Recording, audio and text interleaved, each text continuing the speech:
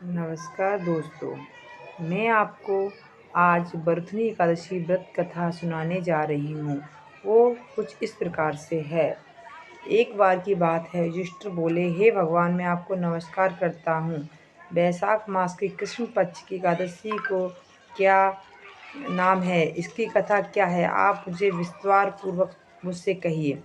श्री कृष्ण कहने लगे, हे राजेश्वर, इस एकादशी का नाम बरथनी है। यह सौभाग्य देने वाली, सब पापों को नष्ट करने वाली तथा अंत में मोक्ष देने वाली है। इसकी कथा यह है कि प्राचीन काल में नर्मदा नदी के तट पर मान्यधाता नामक राजा राज्य करता था। वह अत्यंत दानशील तथा तपस्वी था। एक दिन जब वह जंगल में तपस्या कर रहा था, तभी न जाने कहाँ से एक जंगली भालू आया और उस राजा का पैर चबाने लगा। राजा पूर्वतः अपनी तपस्या में लीन रहा।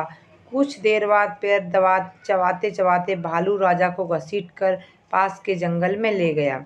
राजा बहुत घबराया, मगर तापस धर्म अनुकूल उसको क्रोध और हिंसा न करने भगवान विष्णु से प्रार्थना की। करुण भाव से भगवान प्रभु को पुकारा। उसकी पुकार सुनकर भगवान श्री हरि विष्णु प्रकट हुए और उन्होंने चक्र से भालू को मार डाला। राजा का पैर भालू पहले ही खा चुका था। इससे राजा बहुत ही व्याकुल हुआ। उसे दुखी देखकर भगवान विष्णु बोले, हे वत्स, शोक मत करो।